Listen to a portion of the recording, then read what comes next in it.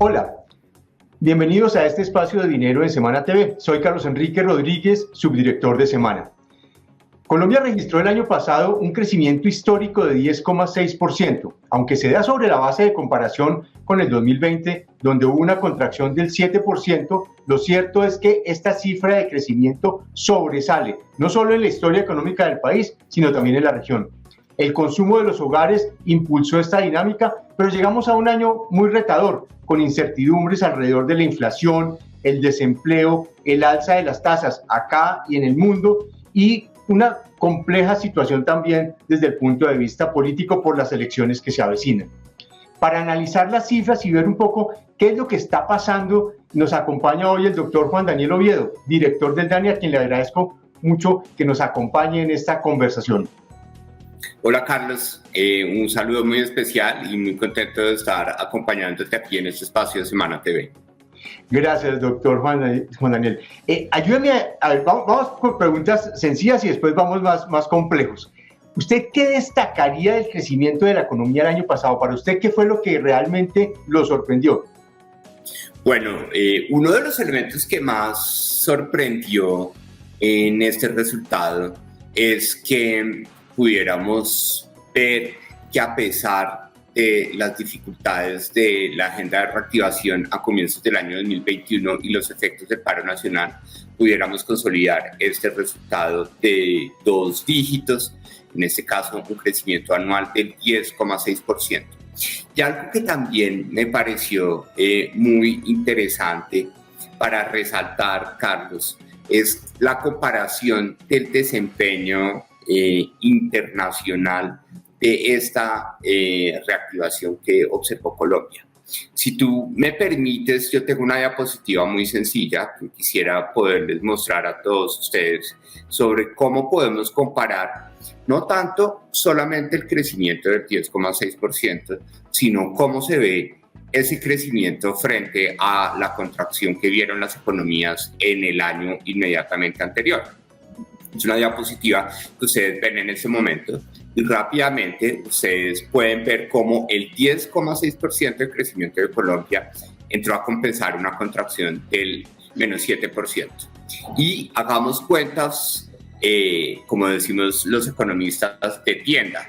Restemos lo positivo con lo negativo y empecemos a ver que salvo Colombia, Corea, algo de Indonesia y Finlandia, ¿cierto? Lograron, junto con Estados Unidos y Bélgica, lograron una importante compensación como la que está Colombia. Miremos el caso de México. México tiene un crecimiento del 5,5%, pero no logra compensar la contracción del menos 8,4%. Eso significa que más allá de estar hablando del crecimiento más alto de la historia del país, lo que vemos es que la salud reactivadora del crecimiento de Colombia comparado con otros países, pues fue satisfactoria. La mayoría de países que ustedes ven en esta gráfica no logra consolidar un elemento de reactivación bienal, que ha sido el otro criterio que nosotros hemos querido incorporar. Entonces, rápidamente, cuando vemos ese crecimiento del 10,6% comparado contra 2019, pues encontramos que vemos una expansión del 2,8%. Ese es para mí como el principal balance, en donde eso refuerza el argumento de salud, en donde además del rebote tenemos un avance significativo, aunque ese avance significativo es importante resaltarlo, pues está simulado de forma significativa por el consumo privado, sobre todo el gasto en consumo final de los hogares, en contraposición con la formación bruta de capital fijo, en donde es importante ver cómo en 2022 se promueve el crecimiento en la economía colombiana. Doctor Oviedo, ¿el tamaño de la economía hoy ya podemos decir que está en niveles prepandemia o qué nos falta? Bueno, con el crecimiento bienal de 2,8%, pues ya podemos decir que en términos reales el valor del Producto Interno Bruto de la economía colombiana en 2021 pues es superior incluso un 2,8% al que teníamos antes de la pandemia. cuando uno mira la composición de los sectores, pues todos dieron positivo, minería muy limitado, ahí muy cerca a cero algo, pero hay un sector que genera algo de preocupación, sobre todo por lo que viene para este año, que es el tema de construcción, en donde tenemos edificaciones y en donde tenemos obra pública, que al compararse con el 2019 se han perdido mucho espacio. ¿Qué es lo que está pasando con construcción?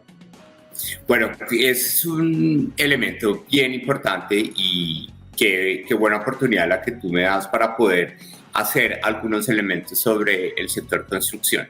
Recordemos que para cuando nosotros analizamos lo que sucede con el sector construcción, nosotros vemos tres renglones en la síntesis macroeconómica. En primer lugar, vemos qué está pasando con las edificaciones residenciales y no residenciales, qué está pasando con las obras de ingeniería civil y qué pasa con las actividades especializadas para la construcción. El elemento más importante que está detrás de esa señal de preocupación que nosotros tenemos alrededor del sector construcción, que tú ves que logró crecer al 5,7% en 2021, pero que no logra compensar esa contracción del menos 23,5% exactamente del cuarto trimestre del 2020 y en el agregado del menos 26,8% del año 2020.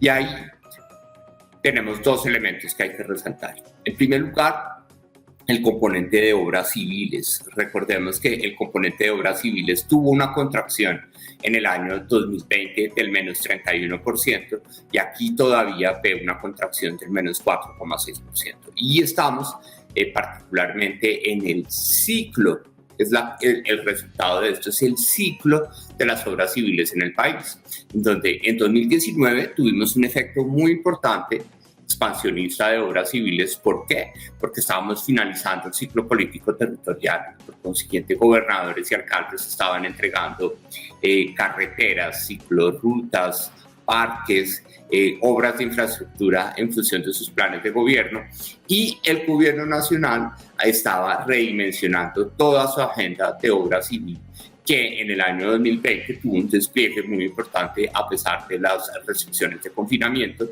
pero esa obra civil empezó a generar entregas. Y en ese punto la lógica, recordemos que nosotros medimos el valor agregado de las actividades de construcción según los avances físicos de obra.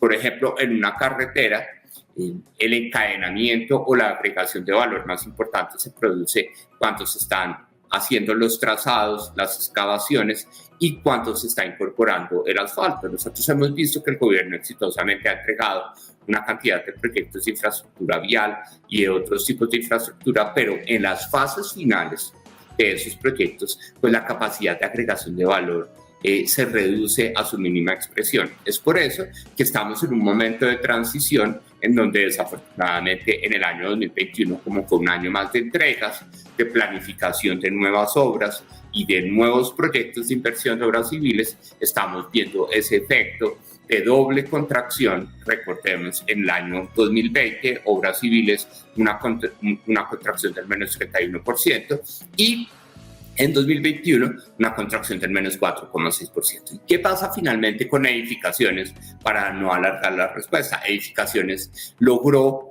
recuperar algo del terreno perdido. Recordemos que edificaciones tuvo una contracción del menos 25,9% en 2020 y una expansión del 11,6%. Es decir, todavía estamos por debajo en términos reales de 2019, pero esto también es importante precisarlo porque escuchamos noticias del sector vivienda que 2021 fue el año más exitoso en comercialización de vivienda, pero hay que recordar que esa comercialización de vivienda pues es de una u otra forma gasto en consumo final de los hogares y no necesariamente formación capital fijo, porque no es un avance físico de obras, sino es la venta o de inventarios o de proyectos que tardan, recordemos, en el país entre 24 y 36 meses en hacerse realidad.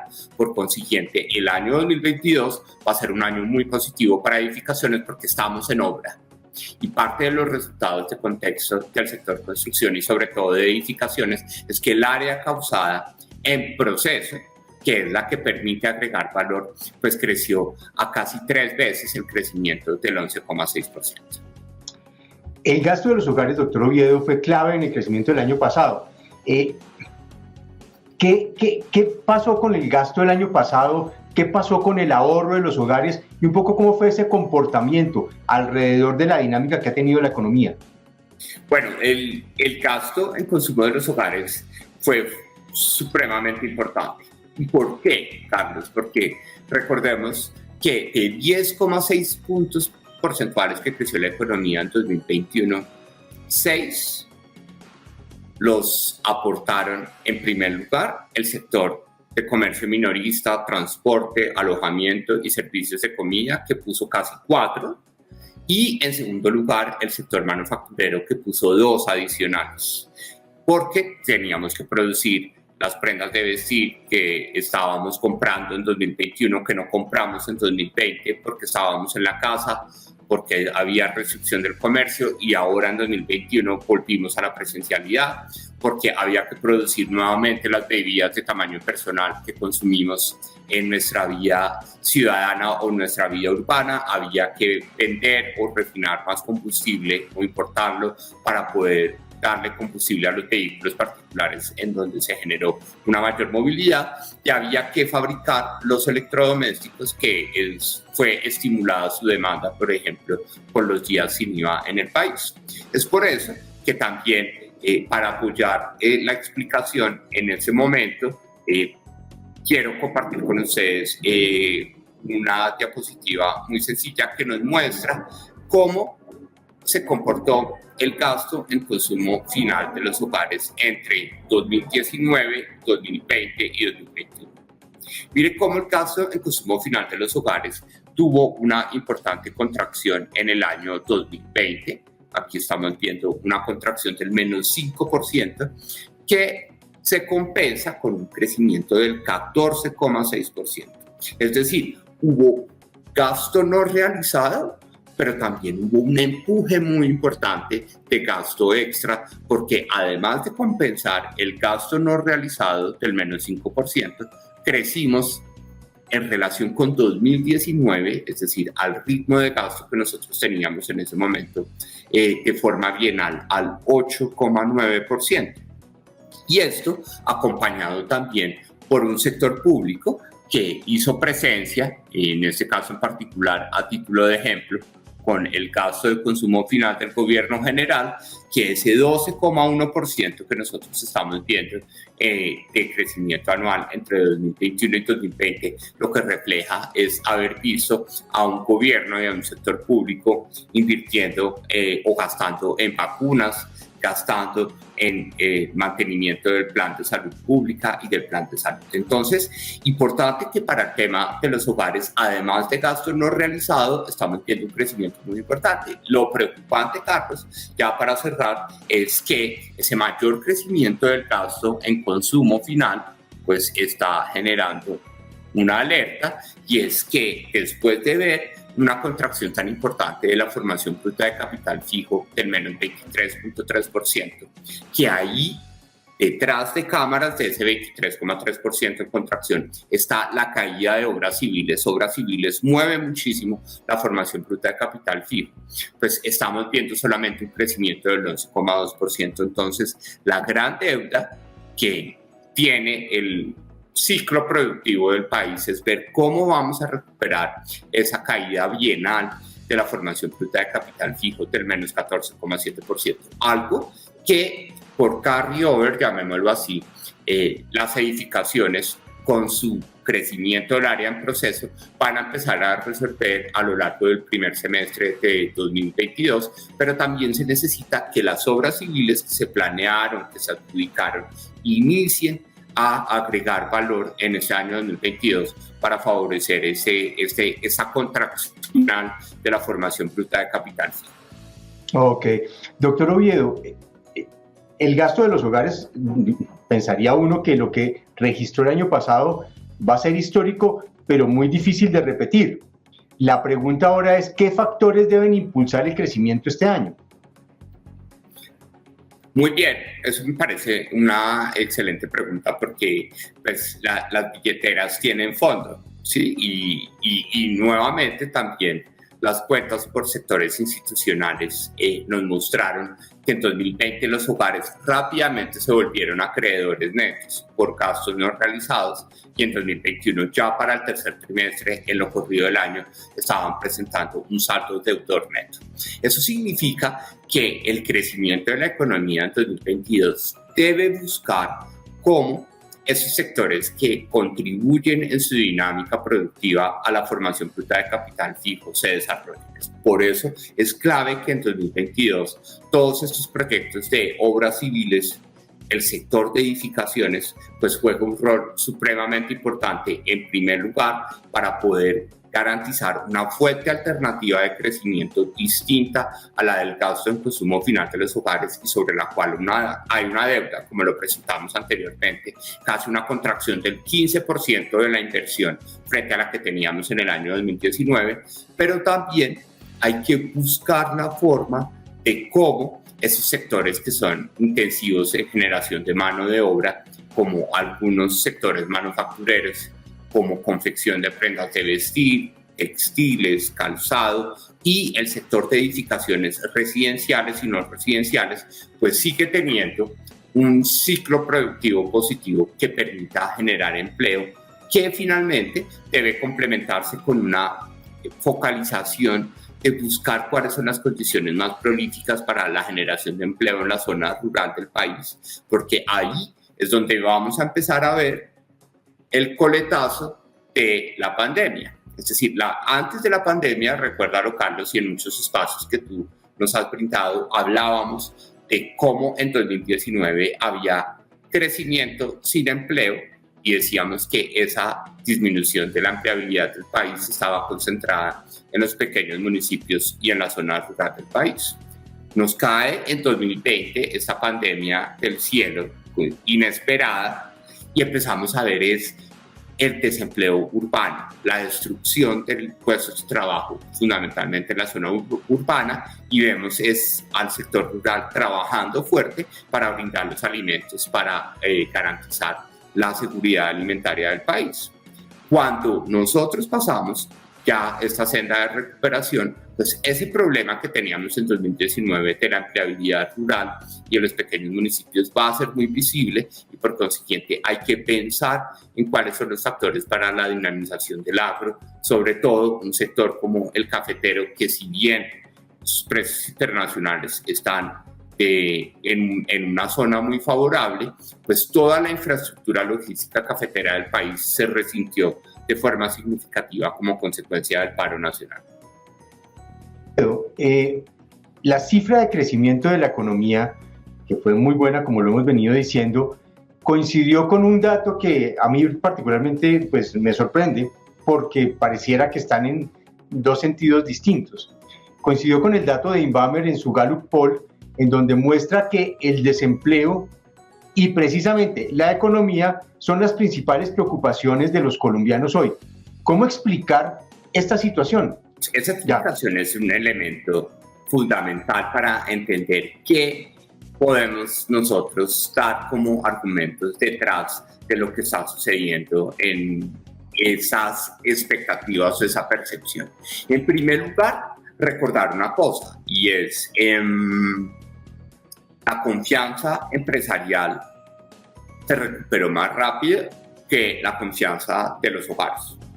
Recordemos nomás, a partir de los últimos resultados del pulso empresarial, por más de que hubo un retroceso en enero, estamos por encima de 60, estamos en 65, es decir, es como, recordemos, es como si estuviéramos en la universidad, es una nota de 65 sobre 100, pues uno pasa, pero la confianza de los hogares está por debajo de 40 todavía, es decir, los hogares han recibido rápidamente el ritmo de reactivación económica en sus condiciones, llamémoslas, intrínsecas a la economía del hogar. Y eso se demuestra en la diapositiva que, si tú me permites, podemos proyectar en este momento, y es la línea verde que muestra cómo, claro, tuvimos unos efectos importantes en la pandemia, tuvimos unos efectos del paro que se manifestaron en el segundo trimestre del 2021, porque esa línea verde lo que te dice es, partamos todos desde el cuarto trimestre del 2019, donde no había pandemia y la economía auguraba un buen resultado que culminó en el 3.2 de crecimiento que revisamos en la publicación de esta semana. Rápidamente, a pesar de los choques, pandemia, paro, pues ya en el cuarto trimestre del año 2021 estamos viendo que el PIB del cuarto trimestre del 2021 fue un 6,9% superior al que se generó en este cuarto trimestre del 2019. Pero el empleo no se ha movido en la misma proporción. Sigue las tendencias cíclicas, es decir, efecto pandemia, efecto paro, pero el empleo en este momento todavía está a un casi 4% por debajo del que teníamos en este periodo prepandemia. Entonces, como el empleo ha ido más lento, la recuperación del trabajo se ha hecho más que proporcionalmente en actividades informales, en venta de comida en la calle, en mototaxismo, en las principales ciudades del país, en ventas informales en establecimientos especializados y no especializados, pues hay una brecha, tanto es así que esa brecha la podemos resumir en el sentido en que esta distancia es la que está generando pues el que los hogares no perciban ese optimismo que puede generar esa importante reactivación económica, porque recuerda que esa brecha empleo-producto se traduce en que los hogares no están recuperando sus ingresos a la misma velocidad y por consiguiente todos esos más de 21 millones de habitantes que se encuentran en situación de pobreza monetaria pues no han visto resuelta su situación a la misma velocidad que en general la economía. Tema que me da pie para hablarle de otro. Ya hablamos del tema laboral, de empleo. Además, súmele a lo que me acaba de decir, que la informalidad sigue siendo muy alta y cuando uno tiene un salario mínimo que aumenta al 10%, ese salario mínimo le llega a los formales, no a los informales. Y ahí es muy importante lo que usted menciona en términos de pobreza, pero también en términos de desigualdad, en una brecha que se puede estar ampliando. Y hay un ingrediente adicional, doctor Oviedo, la inflación. Una inflación alta que, como dicen ustedes los economistas y los expertos, eso se vuelve en el peor impuesto para los más vulnerables y pobres. Claro que sí, y en ese punto, pues rápidamente cuando nosotros queremos entrar a ver que esa frase que a los estudiantes de economía nos enseñan de que la inflación pues, es el impuesto más duro para las personas que se encuentran en situación de pobreza y vulnerabilidad, pues rápidamente los datos hablan por sí solos. ¿Sí? Cuando nosotros presentamos el pasado 5 de febrero los resultados de inflación, pues vimos cómo rápidamente, cuando desagregábamos por ingresos esa inflación que nosotros llevamos en el país, vemos lo que tú puedes proyectar en este momento en pantalla, y es que mientras que en enero la inflación promedio fue del 6,94%, los hogares en situación de pobreza la sintieron al 8,31%. ¿Por qué? Porque para ellos pesa muchísimo más el componente de alimentos, pesa muchísimo más el componente de servicios públicos como la electricidad, que la electricidad tuvo una inflación que ya está por encima del 10%, y por consiguiente, pues de forma desafortunada, esos hogares pobres que perdieron ingresos por pérdida de empleo en la pandemia, cuyos empleos no se están recuperando a la misma velocidad que el PIB, no están recuperando sus ingresos a la misma proporción, y ahora los ingresos que están recibiendo pues crecen a una velocidad que es inferior a la cual están creciendo los componentes más importantes de su canasta de supervivencia, llamémoslo así, como son los alimentos, los arriendos y los artículos de primera necesidad. ¿Qué tanto le puede pegar al crecimiento mantener una inflación alta a lo largo del año, o por lo menos durante este primer semestre? Bueno, eso es un debate muy importante, ¿no? Porque hay que conocer verdaderamente ese trasfondo de inflación en el cual nosotros hemos sido muy transparentes de la contextualización de ese resultado. Y mira cómo, si es una inflación que tiene una presión de demanda, hay que reconocerlo porque hay más hogares gastando, pero el efecto dominante es una inflación de oferta. Esa inflación de oferta también está causada no por un paro camionero, sino que está causada ya en lo estructural por los sobrecostos que están enfrentando los productores de jabones y los productores agropecuarios, por ejemplo. Sí, tanto que los jabones como el jabón en polvo, el jabón en barra, los jabones para el aseo personal tuvieron una inflación muy importante intermensual en el mes de enero. Entonces, ese encarecimiento de los insumos está llevando a incluso generar un desaliento en algunos productores agropecuarios para generar cultivos y ofrecer productos al interior del país. Entonces, uno de los elementos que puede generar esa inflación persistente de alimentos es hacer más lenta la evolución o la recuperación del sector agropecuario para consumo interno en el país, lo cual pues ya el gobierno vio rápidamente. Por eso el señor ministro de Hacienda salió recientemente a anunciar la recomendación del Comité AAA de reducir los aranceles de una gran cantidad de insumos para poder estimular que exista producción manufacturera y exista producción agropecuaria y producción agroindustrial y promover que ese sector agropecuario, que fue el segundo que menos se movió en 2021, después de la explotación de minas y canteras, como tú lo mencionabas, pues pueda generar valor agregado en la economía. El otro tema que se está moviendo mucho, doctor Oviedo, es el tema de, precisamente para atacar la inflación, las decisiones que están tomando en materia de política monetaria los bancos centrales. Ya estamos viendo acá el Banco de la República aumentando tasas de referencia y ya se esperan los anuncios en Estados Unidos también de que la Fed siga por este camino. ¿Qué tanto le puede pegar un aumento de tasas o golpear al crecimiento de la economía? Bueno, varias cosas. Recordemos que las tasas tienen un impacto y desde el punto de vista como de análisis económico tienen un impacto sobre las decisiones de consumo y las decisiones de inversión. Entonces, pueden tener algunos efectos porque técnicamente la modificación de las tasas lo que busca es enfriar un poco la dinámica de la demanda para poder garantizar que los precios no se estimulen por ese componente que sabemos que tiene un componente de demanda y tiene un componente de oferta. Lo importante, y seguramente que esa es la sabiduría, la competencia de la Junta Directiva del Banco de la República, es poder entender esa recomposición de las fuentes de crecimiento que tuvo la economía. El volumen es muy grande, pero el volumen fue por un gran impulso del gasto privado, que como tú lo mencionabas anteriormente, no sabemos cuánto más pueda persistir, que ya lo empezamos a ver con los efectos secuenciales del día sin IVA, por ejemplo, cuando nosotros tuvimos noviembre del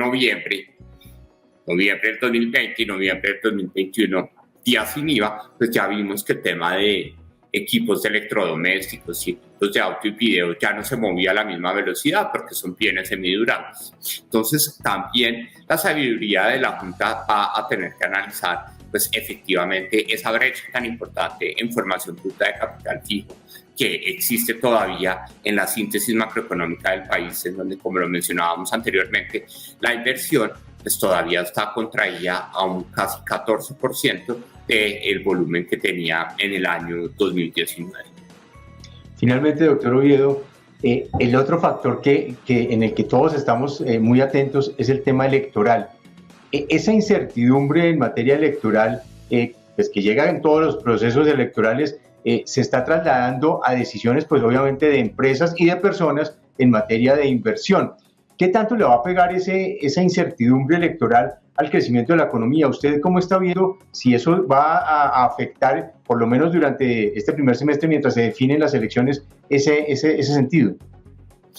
Uno simplemente, porque pues nosotros por nuestra competencia técnica no tenemos ese tipo de análisis, pero uno lo que siempre ve es que el ciclo político tiene una repercusión sobre las dinámicas de crecimiento del PIB trimestral. Lo que más allá, y en lo que nos sentimos más informativos, llamémoslo así, es que con la medición del pulso social y el pulso empresarial que nos aproximan a la confianza de los hogares y de los empresarios, ya estamos empezando a ver que incluso los niveles de optimismo relativo de los hogares, es decir, lo que piensan que va a pasar en 12 meses, cuando los medimos como la fracción de hogares que nos dice qué va a pasar en los próximos 12 meses y considera que la situación económica va a estar peor o mucho peor o mejor o mucho mejor en los próximos 12 meses.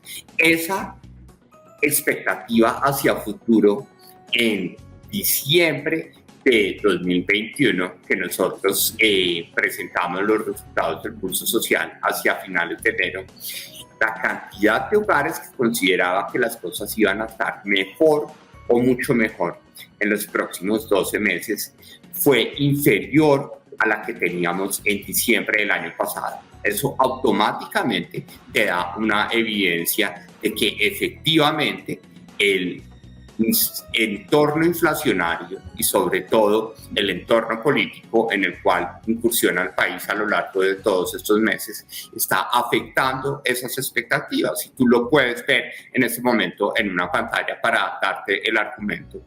Nosotros en diciembre de 2021 veíamos que aproximadamente cuando queremos comparar la situación económica del país dentro de 12 meses, acá la tienes, tú ves rápidamente que casi la cuarta parte de los hogares de las 23 principales ciudades del país, poco más, casi 27%, te decían, yo creo que el país va a estar mejor o mucho mejor dentro de 12 meses. Solo el 27%.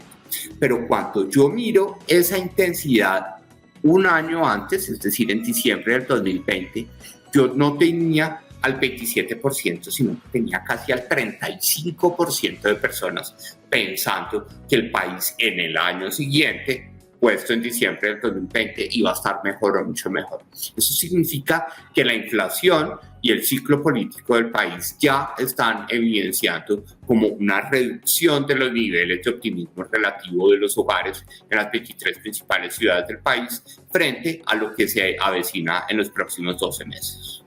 Perfecto, ¿no, doctor Oviedo? Esto estuvo muy bueno. Muchísimas gracias por acompañarnos. Como siempre, usted es muy generoso con su tiempo y con su capacidad para explicar las cifras. Muy amable por estar con nosotros. Muchas gracias, Carlos, y siempre muy pendiente de atender tus requerimientos. Mil gracias. A ustedes mil gracias por habernos acompañado en esta conversación. Los invitamos a que nos sigan en nuestras plataformas y en semana.com. Nos encontramos la próxima semana.